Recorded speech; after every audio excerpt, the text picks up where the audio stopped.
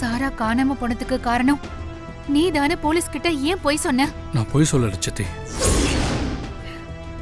கல்யாணத்துல சாரா வருணை வந்து பார்த்து சண்டை போட்டுக்கிட்டு இருந்தா. கல்யாணத்துல சாரா வருணை பார்க்க வந்திருந்தா. வருண் கிட்ட பிரச்சனை பண்ணா.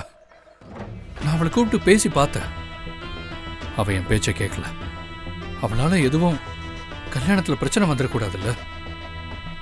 அதனால அவளை ஒரு ரூம்ல அடைச்சு வச்சேன் சித்தி. அதுக்கப்புறம் அவ அங்கிருந்து எப்படியோ தப்பிச்சிட்டா. அதுக்கப்புறம் நேத்து மறுபடியும் நம்ம வீட்டுக்கு வந்திருந்தா சித்தி.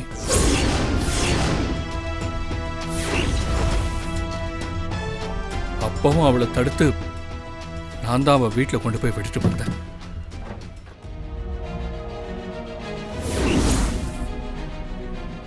ஆனா இப்போ சம்பந்தமே இல்லாம அவங்க அம்மா வந்து ஏன் வருண் மேல கம்ப்ளைண்ட் கொடுத்துருக்காங்கன்னா வருணை பழி வாங்கறதுக்கு தான்.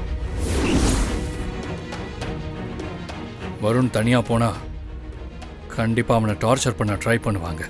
அதான் நானும் கூட இருந்தா அவனுக்கு சப்போர்ட்டா இருக்கும்னு அப்படி சொன்னேன். இவ்ளோ விஷயம் நடந்திருக்கு. ஏன் கௌதம் என்கிட்ட ஒரு வார்த்தை கூட சொல்லல? சொல்லக்கூடாதுன்னு இல்லை சித்தி. நீங்க வேற டென்ஷன்ல இருந்தீங்க. அதான் நீங்க எதுவும் ஃபீல் பண்ணாதீங்க சித்தி. சாரா எங்க இருக்கான்னு நீங்க கண்டிப்பா கண்டுபிடிச்சிருவீங்க. சார், இன்னும் எவ்வளவு நேரம் அவங்க பேசுறத வேடிக்கை பாப்பீங்க? கூட்டிட்டு போய் என் பொண்ணு எங்கன்னு விசாரிங்க. மேடம் வாங்க மேடம். வா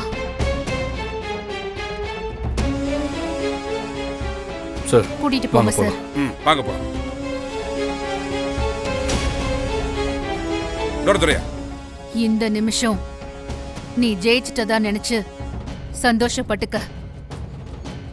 ஆனா போலீஸ் ஸ்டேஷனுக்குள்ள என் பிள்ளைங்க காலடி எடுத்து வைக்கிறதுக்குள்ள இந்த அரஸ்ட புஸ்ஸுன்னு போக வைக்கிறேன். நல்லதா நம்மள அதையும் பாப்போம்.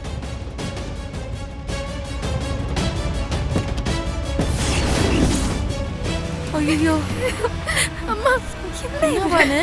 என்னது இது? அத்தை சொல்லுங்க அத்தை, அவங்க கிட்ட சொல்லுங்க அத்தை. அவர் எந்த தப்பும் பண்ணலன்னு சொல்லுங்க அத்தை. நீங்க சொன்னா கேட்பாங்க அத்தை. நான் போய் சாராவை கண்டுபிடிச்சு கூட்டிட்டு வரேன். வெண்ணிலா, நீ அழாத. அவங்களுக்கு ஒன்னும் ஆகாது. சாராவை கண்டுபிடிக்கிற வேலையை நான் பாத்துக்கிறேன். நீ இங்கே இரு. இல்ல அத்தை, நான் சொல்றேன்ல, அமைதியா இரு.